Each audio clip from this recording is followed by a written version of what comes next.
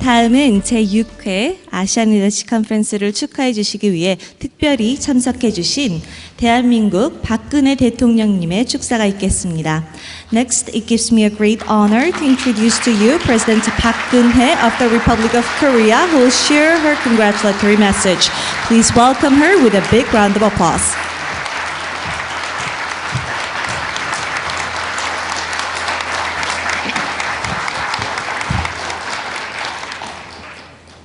존경하는 방상훈 사장님과 내외 귀빈 여러분, 제6회 아시안 리더십 컨퍼런스 개최를 진심으로 축하드리며 세계 각국에서 한국을 찾아주신 여러분을 환영합니다. 올해는 대한민국이 광복 70주년과 분단 70년을 맞는 해이고 세계적으로도 제2차 세계대전 종전 70주년과 UN 설립 70주년을 맞는 뜻깊은 해입니다.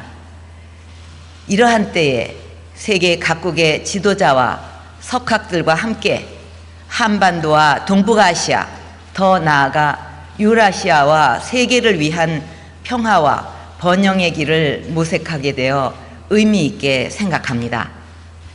특히 나렌드라 모디 인도 총리님께서 이 자리에 참석해 주셨는데 오늘 연설을 통해 인도가 추진하고 있는 강력한 경제 개혁과 아시아 태평양 국가 간 협력에 대해 고견을 들려주실 것으로 기대합니다. 또한 반기문 UN 사무총장님과 호르스트 쾰러 전 대통령님, 간 나오또 전 총리님, 탕자시엔 전 국무위원님, 척 헤이글 전 국방장관님, 세이카 모자 이사장님을 비롯해서 세계적으로 존경받는 지도자와 석학들께서 함께 해주신 만큼 소중한 지혜와 경륜을 나누는 자리가 되기를 바랍니다. 내외 귀빈 여러분, 오늘날 국제사회는 글로벌라이제이션의 추세 속에 국가 간 협력 범위가 크게 확대되고 국민들의 교류도 활발해지면서 지구촌이 하나의 삶을 향해 나아가고 있습니다. 세계 인구의 60%가 밀집해 있는 아시아에서도 에이펙과 아세안, EAS와 같은 정상 차원의 협력체와 영내 자유무역 협정의 확대 등을 통해서 정치, 경제적 협력을 심화시켜 나가고 있습니다. 세계는 이렇게 자유와 개방으로 성장과 발전의 길에 나서고 있지만 안타깝게도 분단된 한반도의 북쪽에 있는 북한만은 고립과 단절의 길을 가고 있습니다. 우리 신체의 어느 한 곳이라도 제대로 피가 공급되지 못하면 그 고통이 우리 몸 전체를 지배하게 되듯이 아시아 지역이 커다란 성장 잠재력을 지니고 있지만 북한이 핵 위협과 도발, 고립으로 성장의 혈맥을 가로막고 있는 한 진정한 아시아의 안정과 발전은 이루어지기 어려울 것입니다. 북한은 최근에도 잠수함 발사 탄도미사일 사출 시험으로 군사적 긴장을 고조시키고 있고 내부의 측근 인사들조차 연달아 숙청하는 공포 정치로 국제사회를 경악시키고 있습니다. 저는 이러한 북한의 핵과 미사일 문제를 해결하고 개혁과 개방으로 이끄는 것이야말로 동북아 지역의 평화와 번영을 위해 중요한 열쇠라고 생각합니다. 한국은 북한의 어떠한 도발에도 일관된 원칙을 갖고 단호하게 대처하면서 북한이 국제사회와의 교류, 협력을 통해 정상적인 발전의 길을 걷도록 지속적으로 노력해 나갈 것입니다. 각국의 지도자와 석학 여러분께서도 냉전의 역사 속에 머물고 있는 한반도가 21세기 화해와 평화의 상징으로 거듭날 수 있도록 많은 관심과 지혜를 모아주시기를 부탁드립니다. 내외 귀빈 여러분, 북핵 문제를 포함해서 오늘날 아시아가 당면한 과제들은 개별 국가의 힘만으로는 해결하기 어려운 것들입니다. 십리를 갈 때는 신발끈을 메고, 백리를 갈 때는 가방을 챙기고, 천리를 갈 때는 같이 갈 친구를 챙긴다는 말이 있습니다. 우리 모두가 아시아의 일원이라는 인식으로 지혜를 모아 나갈 때 아시아의 새로운 미래를 열어나갈 수 있을 것입니다. 우리 정부가 추진하는 동북아 평화협력 구상은 바로 이러한 인식에서 출발하고 있습니다. 영내 주요 국가들이 경제, 문화 교류의 역동성을 토대로 전통적 갈등의 고리를 벗어버리고 원자력 안전과 재난 대응, 사이버 안보, 기후변화 같은 연성 이슈부터 대화와 협력을 시작해 나간다면 점차 동북아시아를 소통과 화합의 무대로 바꿔 나갈 수 있을 것입니다.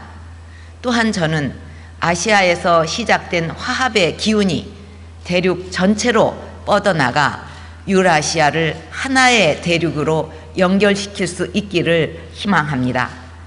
생명의 기본 원리가 순환과 흐름에 달려 있듯이 아시아와 유라시아 대륙을 하나로 만들기 위해서는 먼저 남과 북을 단절시키고 유라시아의 교류를 가로막고 있는 한반도 분단의 철조망부터 걷어내고 평화와 공존의 새로운 질서를 만들어 내야만 합니다.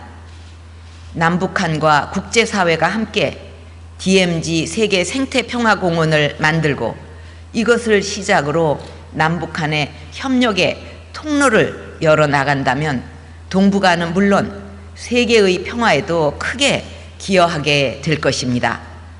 또한 북한 때문에 단절되어 있는 유라시아 물류 네트워크를 실크로드 익스프레스 실현으로 새롭게 연결하고 영내 전력망, 가스관 등 에너지 네트워크를 구축해 나가야 합니다.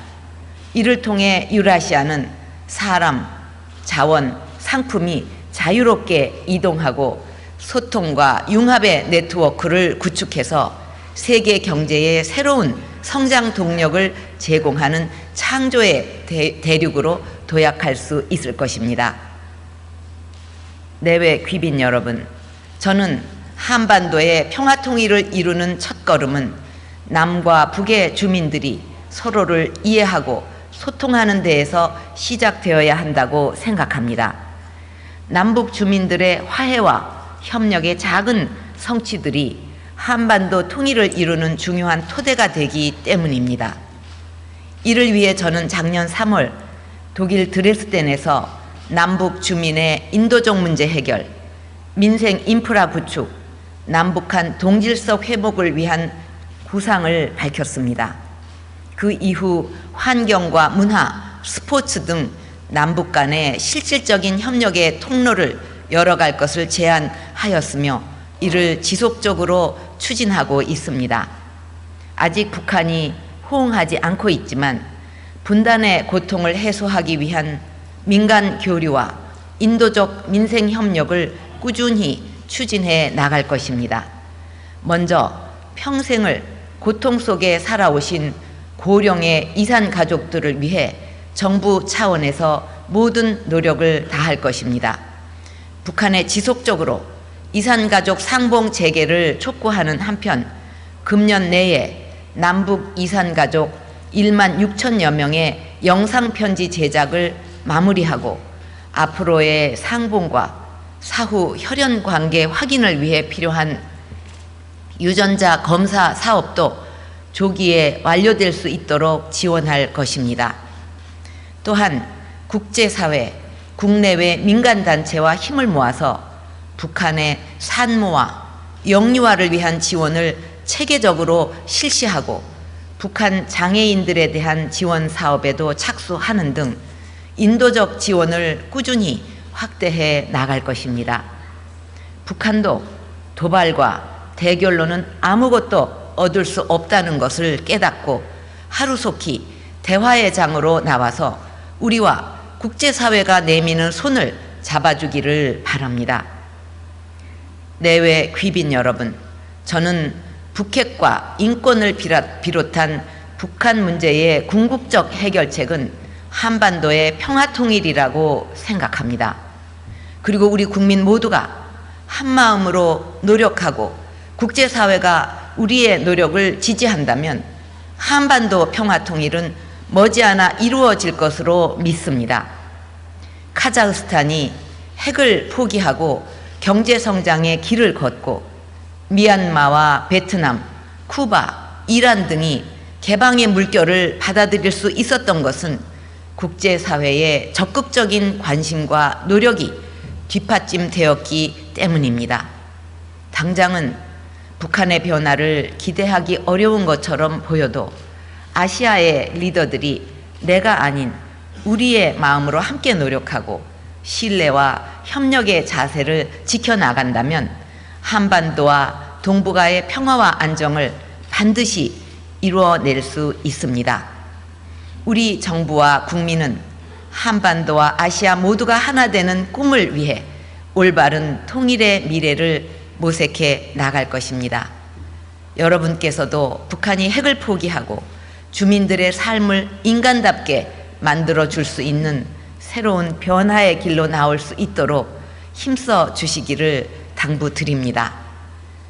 세계 각국의 6.25 참전 용사들께서는 대한민국의 번영을 보시면서 이 나라를 내가 지켰노라 하는 자부심을 갖고 계십니다. 먼 훗날 이 자리에 함께 하신 여러분 모두가 한반도 통일과 동북아 평화의 주역이었다는 자부심을 갖게 되시기를 기대합니다. 다시 한번 함께 하신 세계 지도자와 석학 여러분께 감사드리면서 한반도와 아시아의 평화와 번영을 위한 실질적인 방안이 많이 제시되기를 바랍니다. 감사합니다.